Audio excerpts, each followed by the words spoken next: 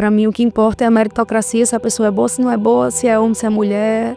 Os detalhes, isso aí para mim não importa. O que importa é a competência. Eu sempre digo, eu trabalho para defender o empresário que atua com o meio ambiente, mas o papel primordial de defender o ambiente, do meio ambiente, não é nosso como advogado. Aí vem o Ministério Público, vem os órgãos ambientais, o nosso é defender o nosso cliente que atua com isso para ele trabalhar ali dentro da forma correta e não sofrer sanções. A inteligência artificial, para mim, hoje, ela é como a internet. Então, eu vejo como a mesma virada da internet é a virada da IA. Então, todo mundo tem que se adequar. Agora, com muita responsabilidade.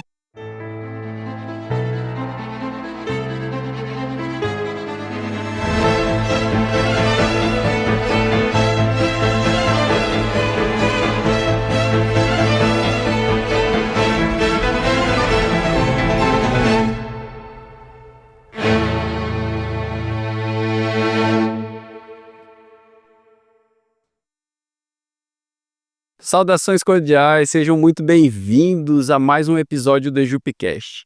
Hoje eu estou recebendo aqui a minha amiga Maria Clara Negreiros, fundadora do escritório NC Advogados, advogada, especialista na área de direito ambiental, trabalha com direito minerário, é uma pessoa fantástica e com certeza essa conversa vai tanto para a gente aqui nos agraciar com mais conhecimento, quanto para ti que está nos assistindo.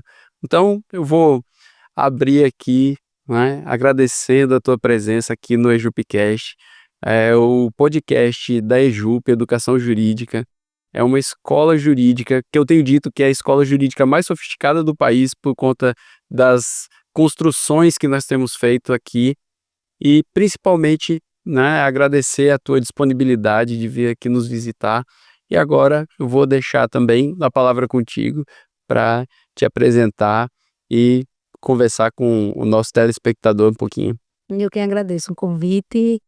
É muito bom estar aqui compartilhando, vamos compartilhar esses conhecimentos e parabenizar pela casa que está lindo aqui, está tudo lindo. Com certeza essa escola vai ser cada vez mais sucesso. Muito obrigada pelo convite. Eu que agradeço. Vamos lá, eu tenho algumas perguntas, mas a tua atuação tem sido muito focada também, né, em mineração. E tem alguns temas bastante legais da gente tratar. E teve um evento no Exército agora, alguns dias atrás, sobre terras raras, né, e a tua participação foi bastante importante lá. E eu acho interessante contar, né, como que um advogado da área ambiental tem relação com isso, né, com esse tema, que é um tema estratégico, inclusive, para o nosso país. Minha atuação é exatamente essa, é a parte de direito ambiental e mineração. Então, eu atuo basicamente tanto com a parte do direito minerário em si, que aí entra o Código de Mineração, Portaria de Lavra, essa parte mais relacionada na Agência Nacional de Mineração, como na parte do direito ambiental aplicado à indústria da mineração, que aí e também a parte regulatória. Em relação então minha atuação é dessa forma, eu atuo nos dois, que estão juntos, né? Na verdade que a gente fala que são duas áreas, mas para mim é uma só, porque não existe mineração sem meio ambiente sem a mineração também não. Então, é uma coisa só para mim. O evento do Exército foi muito interessante e para mim, pessoalmente, foi uma honra participar, porque foi um evento, foi a segunda jornada de estudos estratégicos promovida pelo Exército, 7º Batalhão, aqui pertinho. Então, foi convite do general, a gente participou em nome do Sindicato da Mineração, com a Fierne, foi explicando, a minha participação em específico foi falando sobre os minerais críticos estratégicos, sobre a importância dele para a indústria de defesa. E um ponto que a gente não fala indústria bélica, a gente fala indústria de defesa, que é a base, são os minerais críticos estratégicos, né, os elementos de terras raras também, que são os 17 elementos. E isso é importantíssimo porque existe um projeto de lei que fala sobre a regulamentação desses minerais.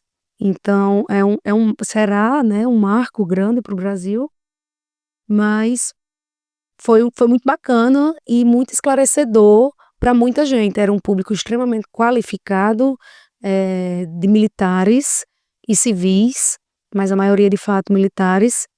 Então foi um evento extremamente enriquecedor, que contou com diversos profissionais da área, tanto da parte da geologia, da engenharia de minas, eu do jurídico, o pessoal da indústria, os empresários. Então foi um evento que foi o Coronel Erlani quem organizou, e ele conseguiu juntar todas as pontas da cadeia. Foi um evento assim extremamente bem organizado, e eu fiquei muito feliz, agradecer aqui o Coronel Erlani pelo convite. É muito interessante.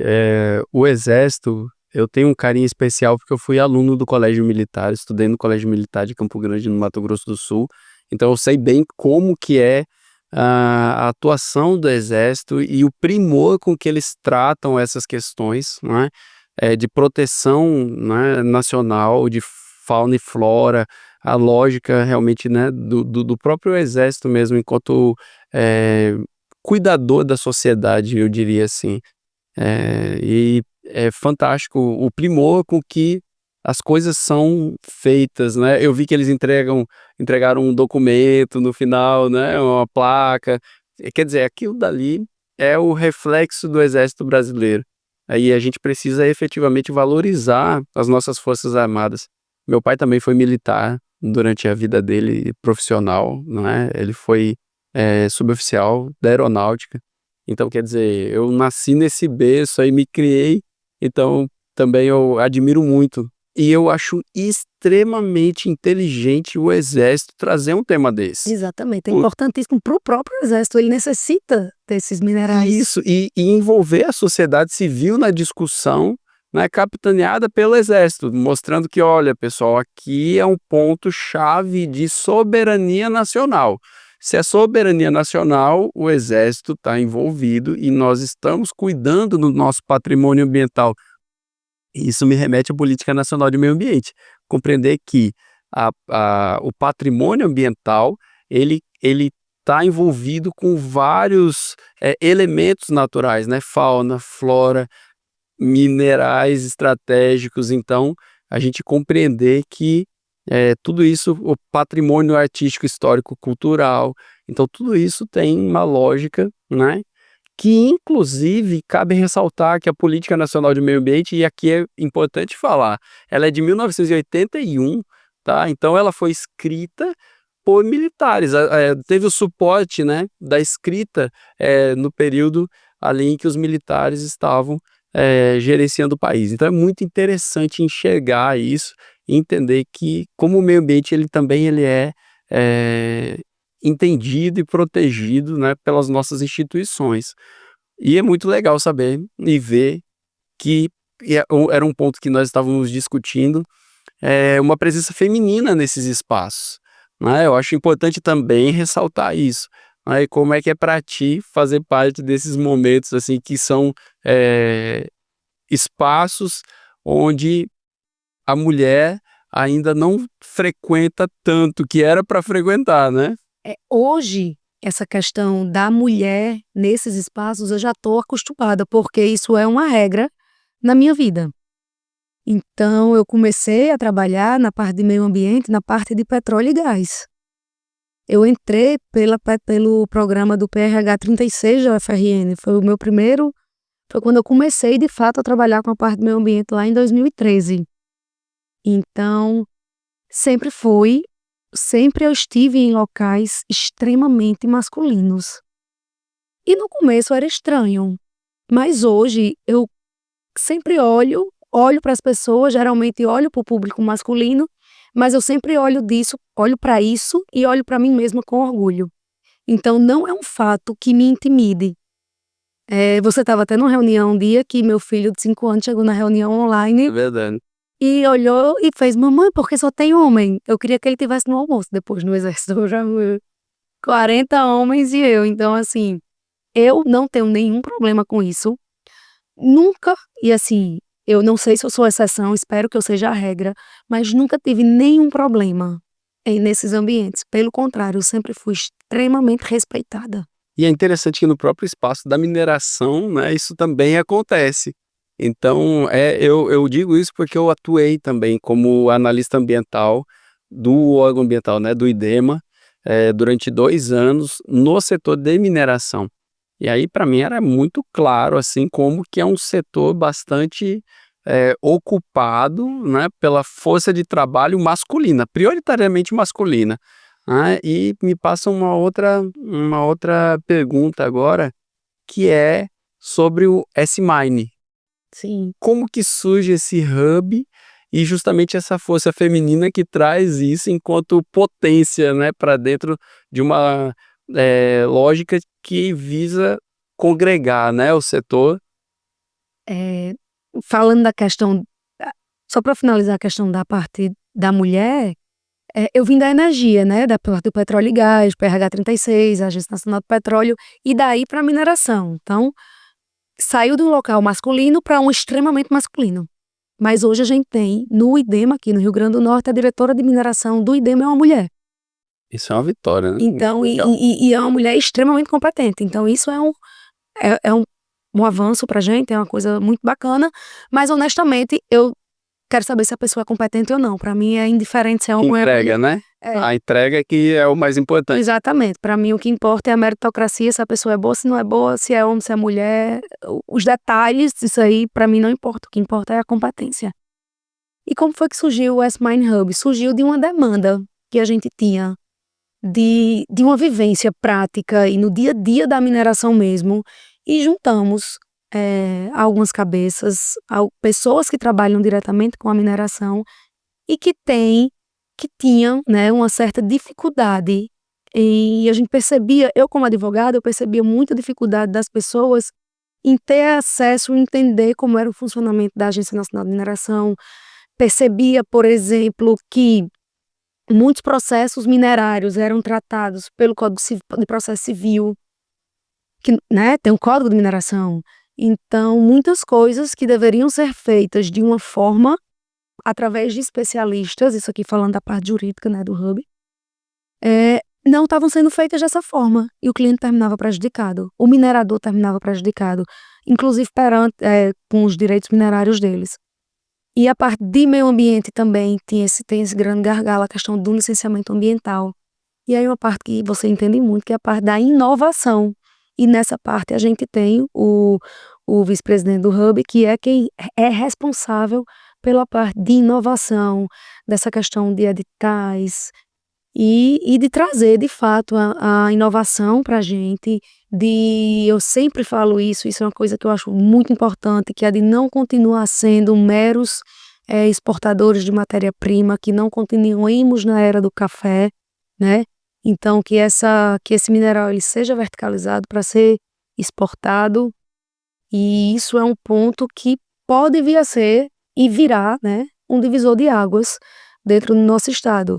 Porque que a gente tem o minério, a gente já sabe, mas como explorar, como verticalizar e como de fato mudar a realidade da gente, né? Mudar a realidade do estado, mudar a realidade das pessoas, sobretudo, através disso, porque a mineração ela tem um potencial gigantesco.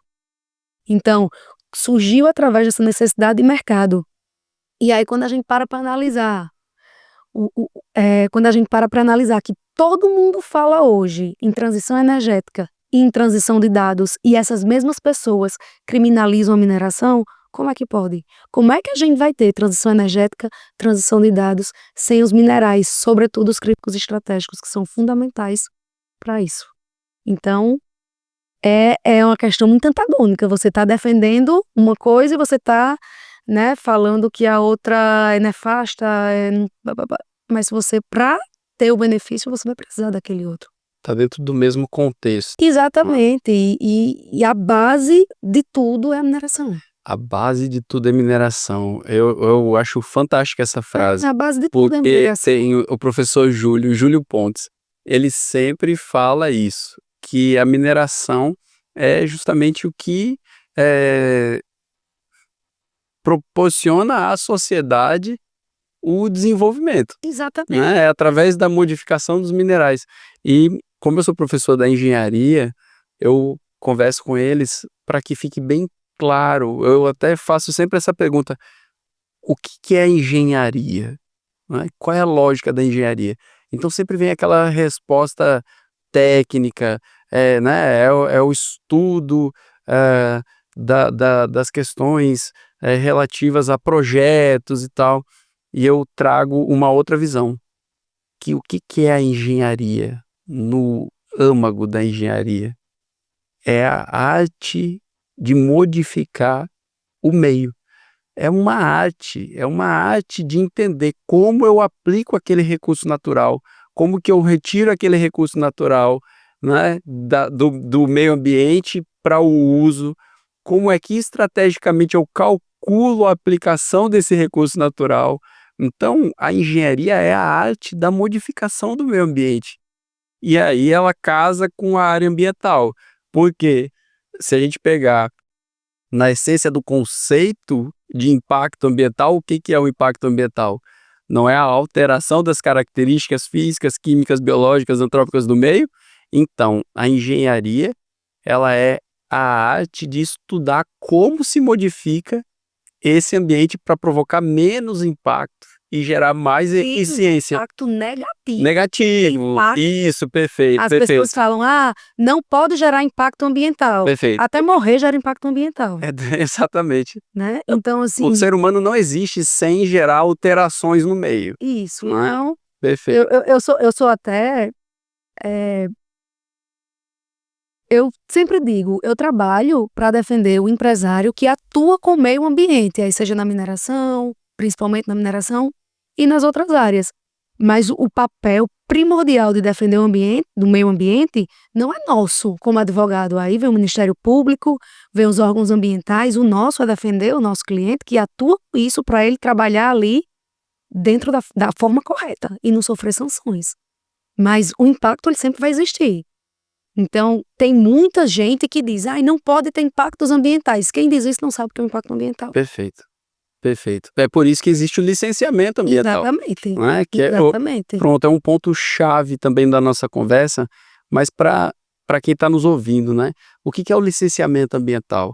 O licenciamento ambiental é um estudo de viabilidade daqueles empreendimentos. É uma análise de viabilidade. Então, vai se avaliar como que o início daquele projeto naquele espaço vai interagir com outros projetos através de impactos sinérgicos e cumulativos e vai alterar aquele ambiente. Essas alterações são justamente os impactos positivos ou negativos. Mas qual é o resultado final? É um estudo que vai permitir que este empreendedor ele consiga tomar a decisão sobre a viabilidade do uso daquele espaço ali. Então, os licenciamentos, os estudos de impactos ambientais, e quando eu digo estudos, eu estou falando do gênero, né? São os estudos de impactos ambientais, não especificamente o EIA-RIMA, que é o estudo de impacto ambiental. Mas dentro desse contexto, para onde que se objetiva ir com esses estudos? Justamente até a análise da viabilidade, onde o órgão ambiental vai poder dizer, essas são as condições de funcionamento do teu empreendimento para que ele gere menos impacto, ou ele possa mitigar, ou ele possa compensar determinados impactos. E aí a importância da Lei Geral do Licenciamento Ambiental que nós temos agora, que veio para padronizar, porque era uma grande dor na nossa área, né? E aí é a outra pergunta que eu até anotei aqui. Como é que é gerir um escritório na área ambiental? Por quê? Porque agora, neste momento de transição, como é que está sendo essa, né, orientação para os clientes? Acho que é muito interessante ver esse feedback de quem está na ponta, né? Hoje, a gente está numa fase de transição em relação ao licenciamento ambiental. Nessa fase de transição, ainda existe muita insegurança. Como toda e qualquer transição, ela tá em cima de uma insegurança muito grande. Porque a nova lei do licenciamento ambiental, ela está aprovada, está válida desde o dia 4 de fevereiro, se eu não me engano. Entretanto, tem 3 ações diretas de inconstitucionalidade no STF, que está em alguns pontos da lei. E aí uma questão que a gente enfrenta, por exemplo, a gente trabalha lá no escritório com a consultoria jurídica em meio ambiente, tanto para municípios, para a parte da gestão pública, como para os empreendimentos, para o setor privado.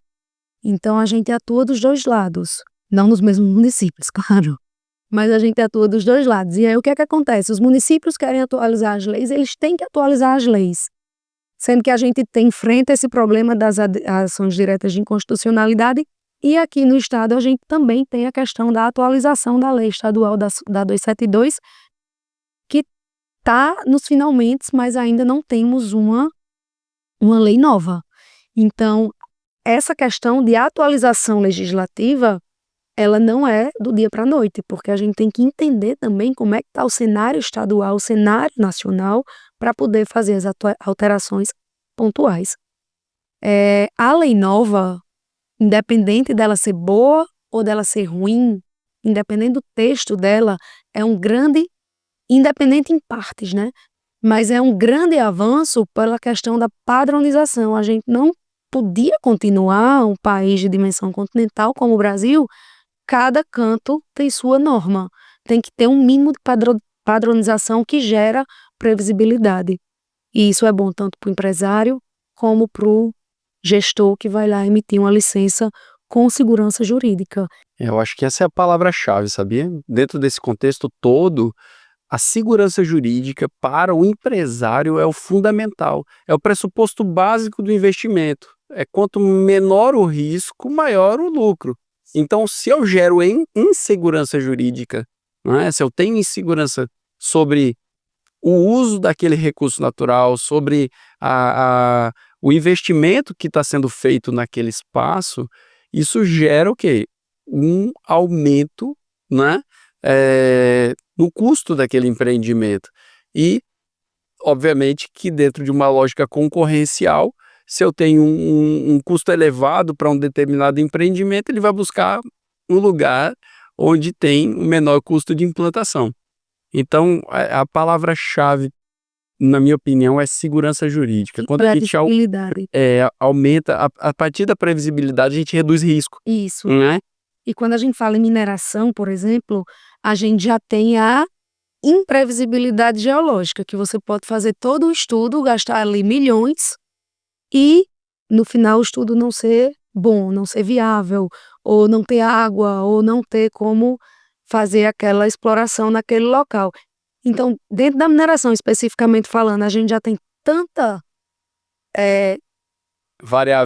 variáveis que a segurança jurídica ela não pode nunca ser uma delas. Não pode adquirir uma área ou ter uma portaria de lavra, por exemplo, e você não saber se você vai poder explorar, você é superficiário e você tem a portaria de lavra. E aí você tem uma portaria de lavra de 1978, e aí chega um parque eólico para se instalar do seu lado, e aí você já não tem a segurança jurídica se você vai continuar com aquela sua jazida. Ah, mas o direito é bom, mas aí tem um problema. Então o problema, qualquer litígio já gera uma insegurança jurídica para uma pessoa que vai investir muito dinheiro numa exploração. Para as duas atividades, né? Isso. Tanto para a eólica quanto para a mineração. É uma dor, eu diria, que é muito grande que existe aqui no estado, principalmente porque territorialmente é um estado pequeno e que tem muitas potencialidades naturais. Exatamente. Então, dentro desse contexto, é natural que ocorra concorrência entre atividades. E esses litígios, eles são reais. Hoje existe esse problema, é uma questão que ela precisa ser enfrentada e que a gente ainda não tem uma solução, não existe receita de bolo para isso e nem vai existir. Né? Eu sou a favor da compatibilização das duas atividades quando possível. E aí vai depender dos diversos estudos ambientais, técnicos e tudo o que for necessário. Foi até um ponto colocado na Expo Minera, né, do ano passado, que eu fiz a abertura. Foi né? o painel que eu participei, foi justamente sobre isso. Exatamente, eu achei muito interessante lá. Por quê? Porque esses espaços, eles também são importantes para que a gente possa discutir enquanto sociedade, né? E criar justamente essas formas de participação. Principalmente, eu vejo o papel, e aí eu sou fã realmente da Fierne. É como, né, as associações, os sindicatos patronais, eles podem conversar, né, e chegarem a consensos nesses espaços, né, para que através de arbitragem e outros mecanismos, não necessariamente se chegue à judicialização. Então, são peças fundamentais, são peças chaves que a nossa sociedade tem, e que foi construindo ao longo do caminho, né, para que a gente consiga efetivamente tomar uma decisão que seja uma decisão mais acertada para a sociedade.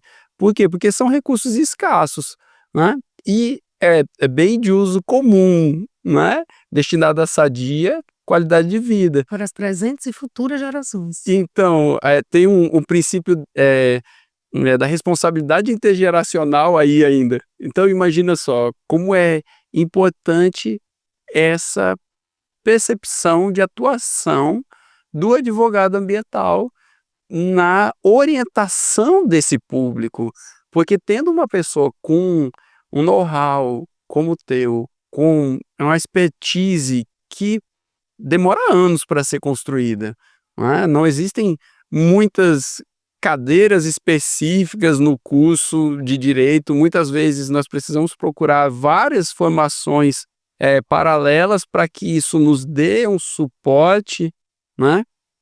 Quer dizer, eu fiz a minha graduação em Direito, né, muito pensando nisso, em função de ter formação, né, na área das geociências e mestrado em Engenharia de Produção. Então, como integrar tudo isso para entregar um melhor parecer para a sociedade? E eu vejo muito essa característica em ti, buscar formações, né, coordenar pós-graduações também, né, em outros estados. Então, é fantástica essa atuação. E no meio disso tudo, eu terminei um MBA, na finalização do doutorado, eu terminei um MBA também. E ainda tem 2 meninos, né? Então, quer dizer, faz parte do processo como um todo, mas essa questão de judicialização em matéria ambiental, você é advogada, você gosta de judicializar, eu não gosto. Judicialização em matéria ambiental, para mim, ela tá no fim da linha. Se você não conseguir de jeito nenhum a mediação, uma composição amigável, uma forma que todo mundo saia beneficiado, aí você parte para a judicialização, porque quando a gente está lidando com recursos naturais, seja mineração, seja agronegócio, seja petróleo, seja o que quer que seja uma pousada, um empreendimento, então tudo isso, quanto menos tempo demorar, geralmente a vida do empresário está ali, dependendo daquele litígio. É o time to market. Então, a judicialização em matéria ambiental, o empresário ele não pode esperar 10 anos para uma decisão judicial. Porque são 10 anos, são 5 anos, 3 anos, foi rápido, demorou 3 anos. E aí você está com seu empreendimento parado, você não construiu durante os 3 anos. Então, a judicialização, para mim, ela tá no fim de linha. Você não conseguiu nada, tá bom, a gente judicializa.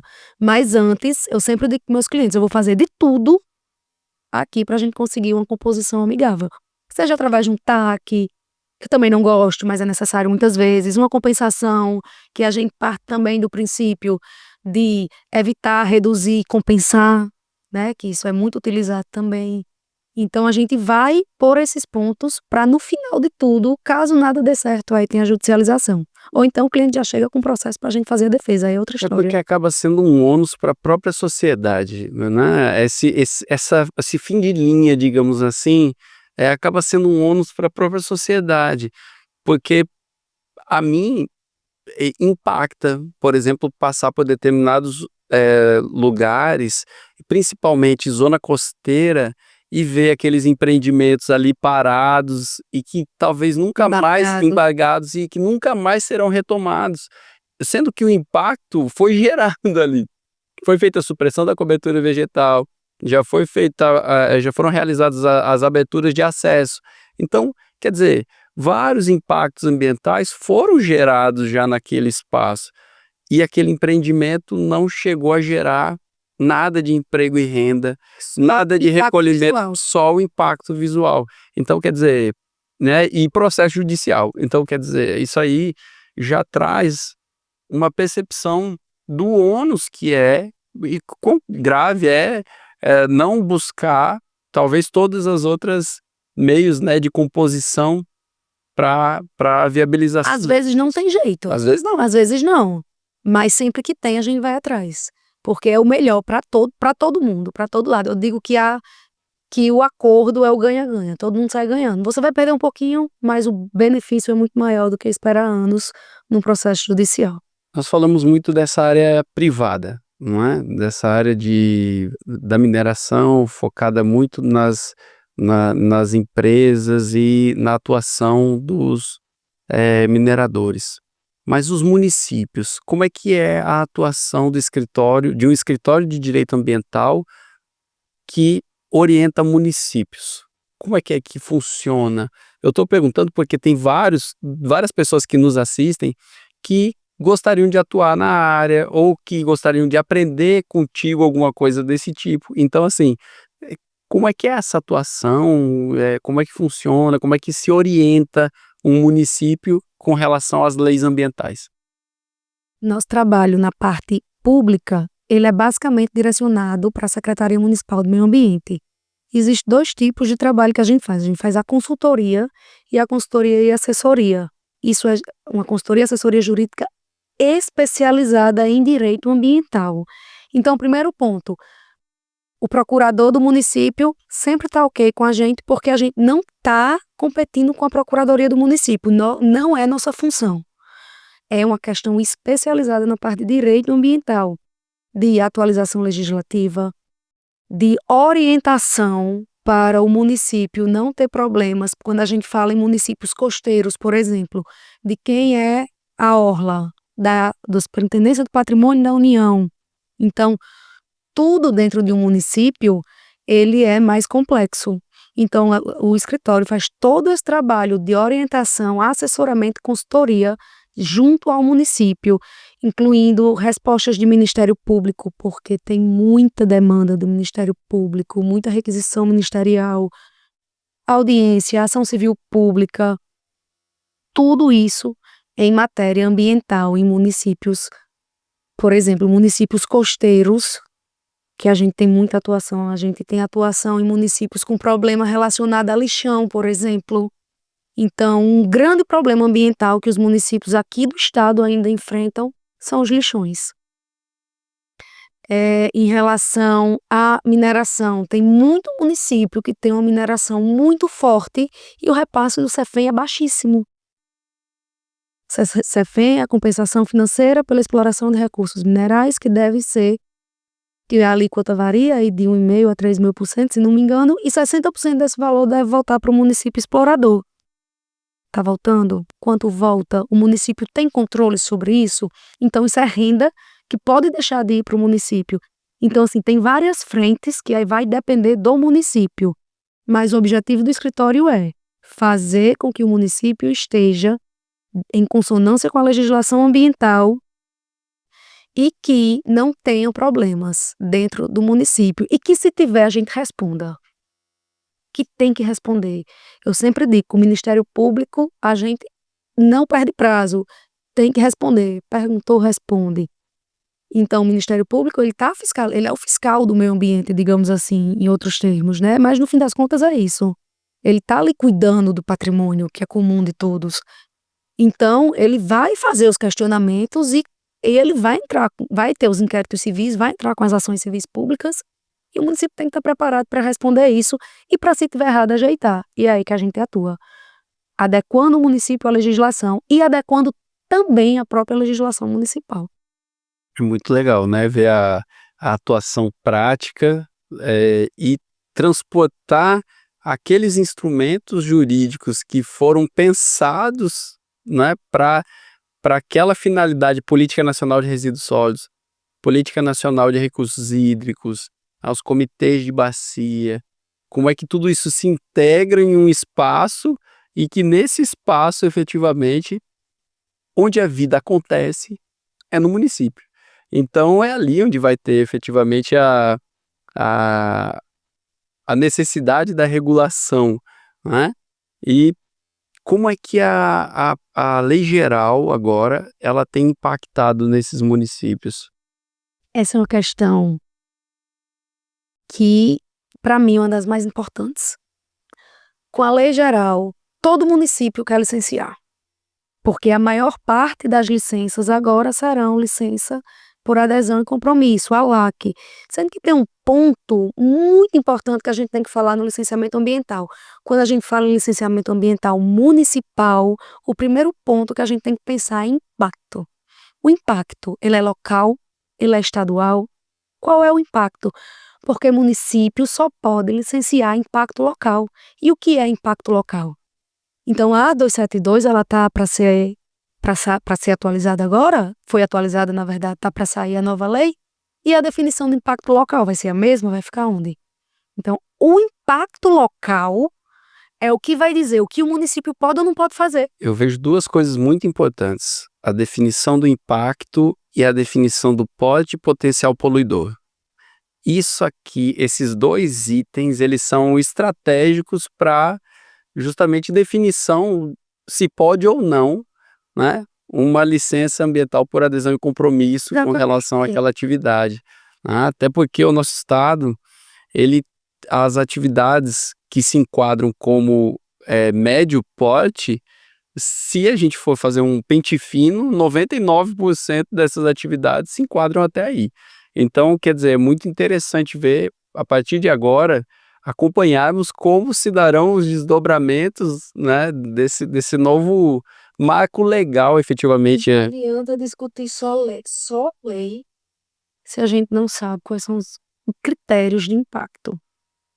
Quer dizer, a gente hoje sabe, né, mas tem que entender para o futuro como é que isso vai ficar. Como é que serão esses desdobramentos, né? E por atividades, porque tem atividades que são praticamente dispensadas, não é, dessa questão do licenciamento ambiental, e outras que não podem entrar. A mineração, por exemplo, ela erroneamente, na minha opinião, a depender do porte, do potencial poluidor, ela não entra, né, nessa questão da licença por adesão e compromisso. Tem um parágrafo que fala expressamente, exceção, mineração, aí a exceção da exceção é areia, argila e diamante por faiscação, se eu não me engano. Tem mais outra.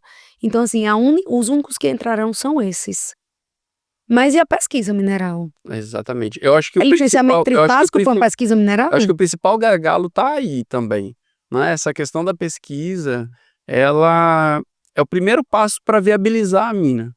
Então, quer dizer, se a gente dificulta o processo e o impacto ambiental não é significativo, a gente efetivamente está gerando insegurança jurídica. E não se pode tratar a pesquisa como extração. Em algumas substâncias, a pesquisa ela vai ter aí um dano maior, tudo bem, mas na grande maioria não. E essa questão do dano ambiental é interessante porque existe uma teoria, eu esqueci o nome do autor, mas ele é inglês, que ele fala em ecological rucksack, que é a mochila ecológica.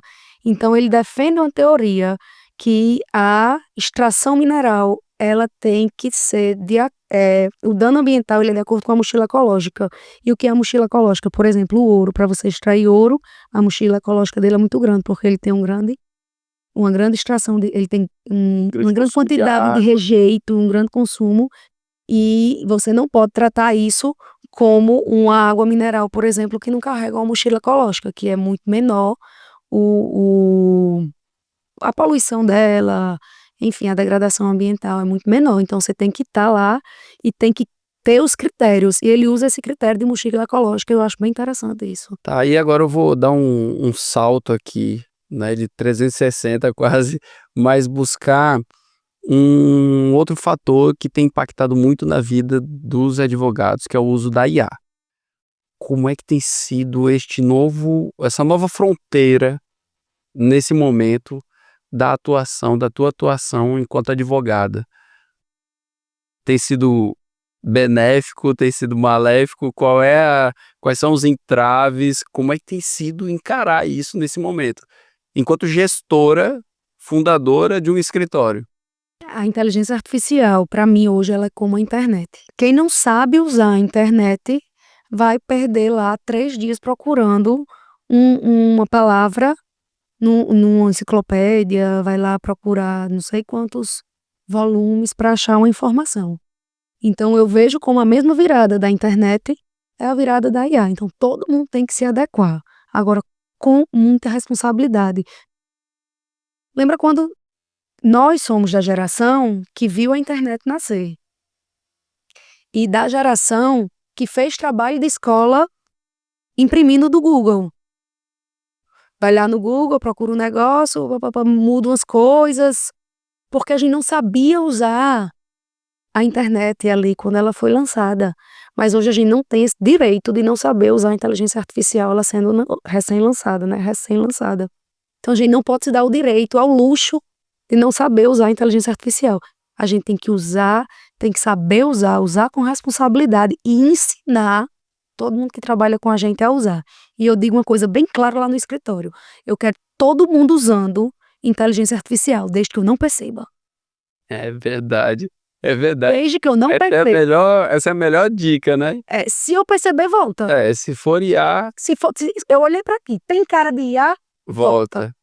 É verdade. Então, tem que usar a inteligência artificial, tem que saber usar, e eu não posso perceber que uso. Tem sido um salto, né?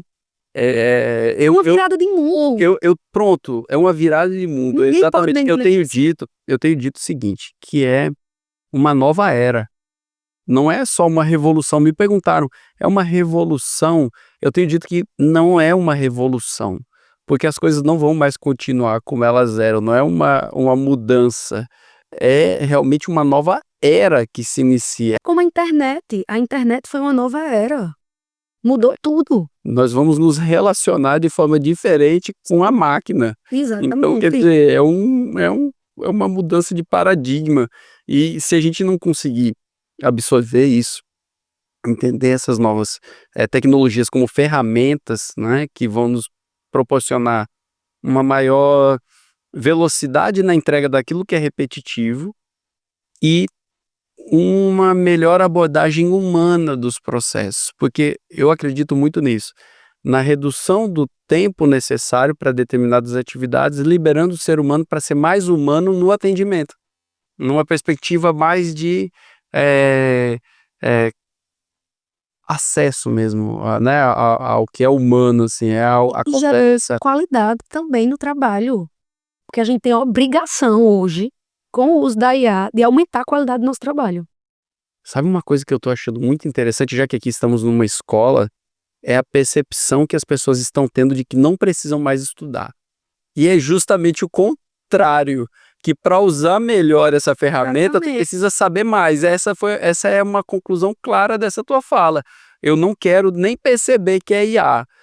A regra é clara, lá no escritório todo mundo sabe, a regra é clara. Para eu não perceber que é IA, tu precisa saber muito. Exatamente. Então as pessoas precisam estudar mais. E o pessoal tá achando que delegar para IA é resolver o problema. Perguntou lá, tá pronto.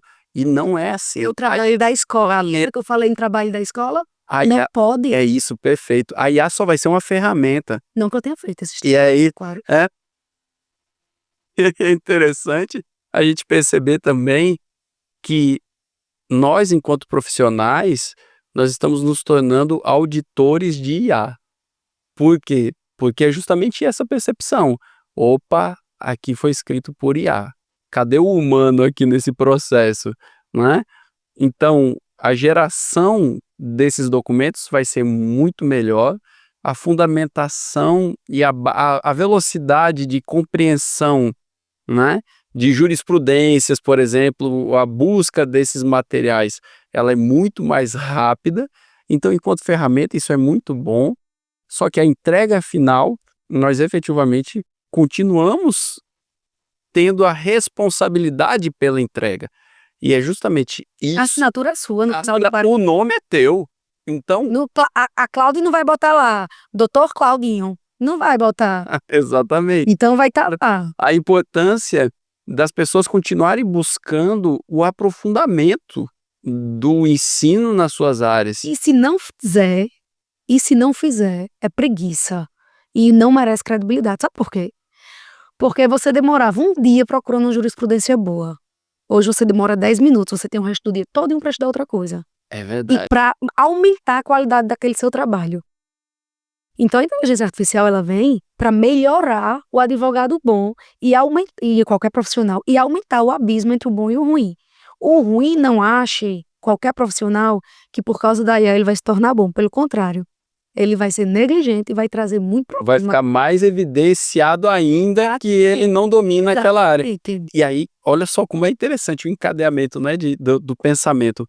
Porque, veja só como é interessante. Agora, a gente passou por um período muito rápido de chegada de redes sociais, né, Instagram, tudo quanto era tipo de guru da internet surgiu aí nesse momento. E eu acredito que agora, esse próximo passo é justamente o quê?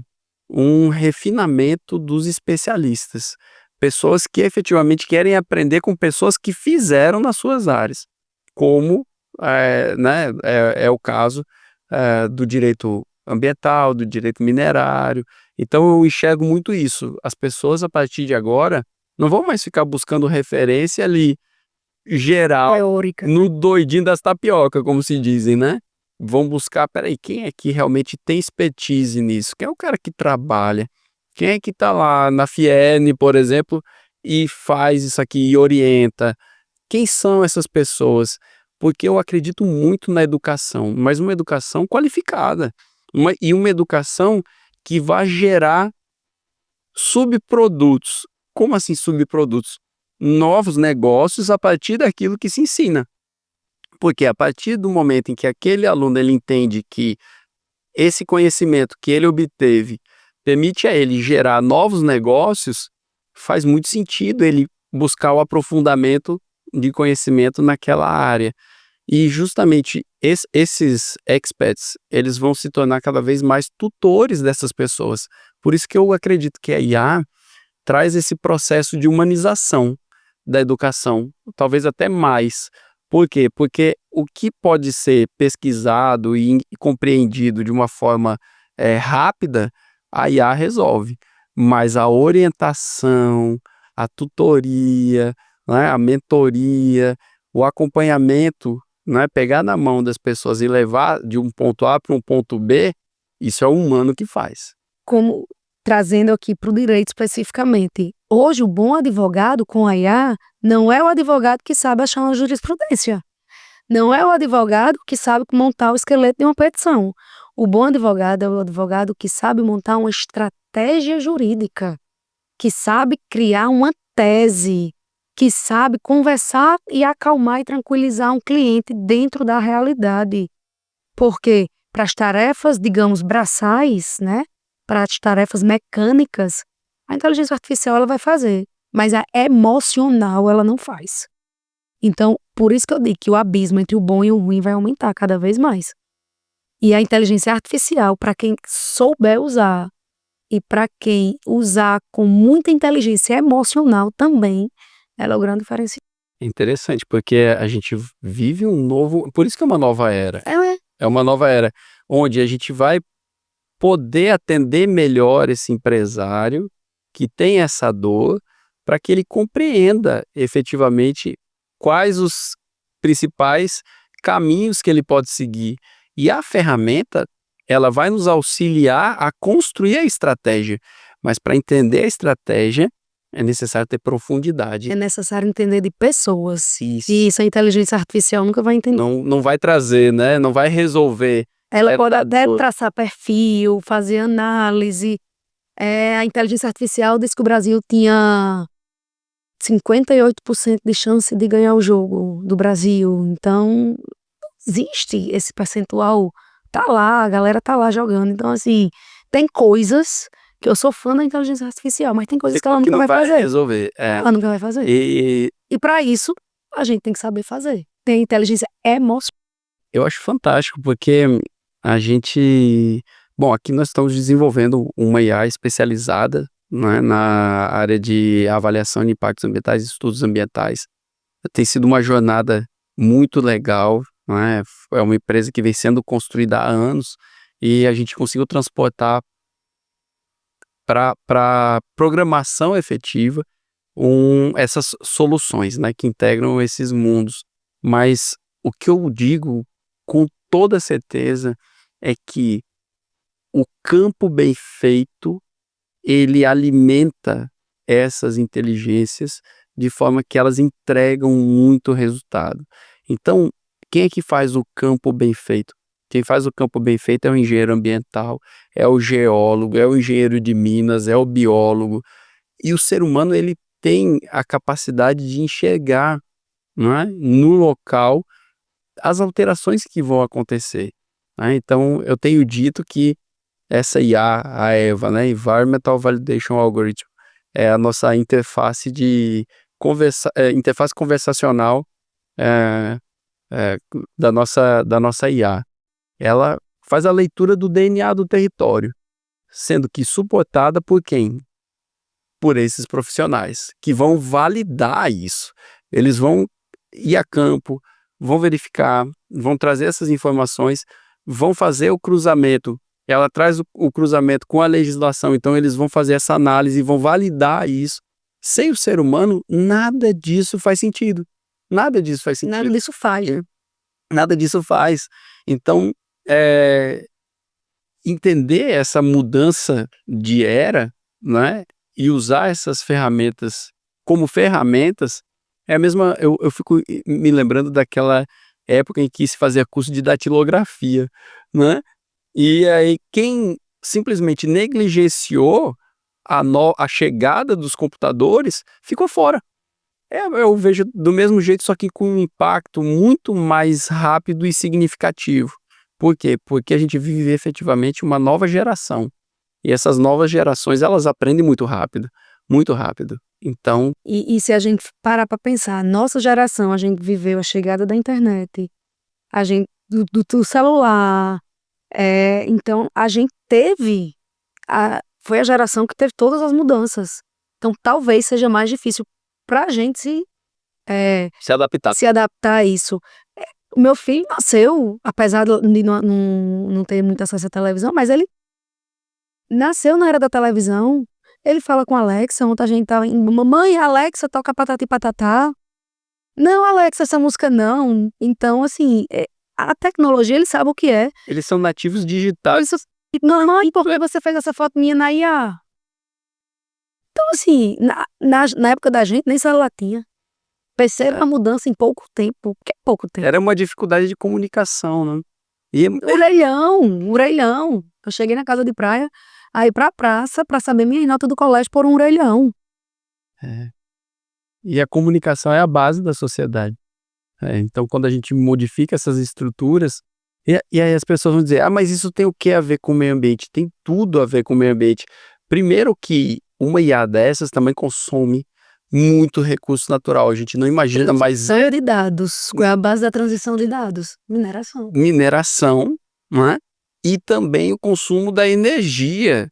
Não é? O que são os data centers? As grandes dificuldades da implementação desses data centers, porque eles consomem muito recurso mineral e principalmente muita água. Então, quer dizer, essa lógica de estrutura que a gente precisa efetivamente pensar nas presentes e futuras gerações, como é que a gente vai gerenciar isso enquanto uso desses recursos naturais? Aqui o estado do Rio Grande do Norte eu vejo como uma joia preciosíssima no mundo, porque a gente conseguiu juntar recursos naturais estratégicos que não tem em nenhum outro lugar, que é o vento, para geração justamente do quê? Da energia, que possibilita a hidrólise e geração do hidrogênio verde, que tem um alto potencial energético que permite o quê? Justamente a implantação desses data centers e também a questão da mineração do ferro e do ouro. Então veja o quão abençoada que essa terra que já passou pela era do petróleo, a era do sal, a era do tungstênio, na xelita. E continua. Exato, e retoma, né? Retornam esses momentos. Então, é efetivamente transportar isso para um impacto ambiental positivo, né, para a sociedade. Exatamente, porque é como eu digo, o impacto ambiental ele vai existir. E a sociedade precisa disso, mas ele precisa trazer benefícios para a sociedade. Não adianta instalar uma empresa ou não instalar por causa somente do impacto ambiental, é mitigar, porque o impacto social é tanto que a gente trabalha com desenvolvimento sustentável, que é meio ambiente, parte social e o desenvolvimento econômico. Então tem que ter o tripé, aquele tripé lá de Sachs que a gente estudou há muitos anos. Então tem que ter o tripé da sustentabilidade, não adianta apenas pensar em meio ambiente. E quando a gente fala em transição de dados, em energia e mineração, isso tudo está aí dentro do tripé. E agora vamos pensar, a gente já está indo para o finalzinho, quais as principais recomendações que tu daria para quem está estudando, fazendo faculdade de Direito, para quem já se formou, mas está buscando uma nova área, para quem quer atuar, por onde que esse cara caminha, né? Por onde que essa pessoa busca esses canais, né? E o que a gente pode orientar ele enquanto perspectiva de atuação futura também, porque é uma área riquíssima, né? Cada vez vão surgir mais conflitos, porque são recursos estratégicos e escassos, e onde existe escassez, existe disputa, onde existe disputa tem conflito, tudo se baseia né, no interesse, e aí, obviamente, que a gente vai acabar tendo a necessidade da atuação de advogados especialistas, assim como tu és. O conselho principal que eu dou para qualquer pessoa que queira atuar, não é no direito, é em qualquer área, é ignore os gurus de internet que dizem que você não precisa de educação formal. Não faça uma pós-graduação, não faça mestrado, não faça doutorado, não perca tempo, compre o meu curso, em 15 dias você vai ganhar 15 mil reais por semana. Então, assim, o principal conselho é ter cuidado e ter um filtro. Porque em era de inteligência artificial, a educação formal será cada vez maior diferencial. Então, a gente não pode achar que um curso de internet, um curso de uma pessoa que é milionária hoje, ele é muito bom porque ele é milionário. Maravilha, faça também. Mas nada substitui a educação formal. Graduação, eu sou muito tradicional nisso. Graduação, especialização, mestrado, doutorado, pós-doutorado, o que você puder fazer, faça. Se aprofunde, né?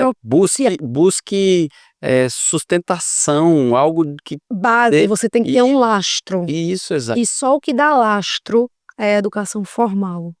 E aí você... mas eu tô cansada de aprender teoria. Procure uma educação formal voltada para a prática. Eu sou uma pessoa extremamente prática. Minha tese de doutorado, ela é sobre o que eu faço no meu dia a dia. Então, assim, eu também estou cansada de aprender teoria. Né? Leia também, a leitura, o aprofundamento através da leitura, né? A gente tem se distanciado tanto de leitura. Meu marido morre de rir comigo, porque eu estou lendo Machado de Assis de volta. Você é a única pessoa que lê Machado de Assis. Nesse mundo de tanta informação, eu quero ler um romance. Então, assim, ler a educação formal. E outra, nessa questão de inteligência artificial, a pessoa bota ali que é um resumo. Nem tudo pode ser resumido. Mas o principal conselho que eu dou é: procure a educação formal e procure como aplicar isso na sua prática. Porque só também viver teoria, ninguém ganha dinheiro com teoria, nem ninguém, né, se sustenta só de teoria. Tem que ter a visão prática. Muito bem. O conselho é esse. Então, eu queria aproveitar esse momento agora só para te deixar um recado para os nossos ouvintes, enquanto especialista na área de direito ambiental. Queria agradecer novamente o convite por estar aqui, parabenizar a EJUP, e o recado que eu tenho para vocês é que estudem, se especializem, e a parte ambiental é uma área muito interessante, que é uma área multidisciplinar, então tem lugar para muita gente. Estudem, se especializem, sejam bons profissionais, atuem na prática e nos vemos no mercado de trabalho. Muito obrigado por ter vindo aqui. Maria Clara, é sempre uma honra te receber. A Ejup vai estar sempre aberta a essas parcerias. Espero que tu venha aqui mais vezes. E para quem nos ouviu, eu espero que tenha sido tão bom quanto foi aqui a nossa conversa. O aprendizado foi enorme. A entrega, como sempre, é uma entrega de coração. E eu deixo aqui para vocês um abraço cordial e fiquem bem.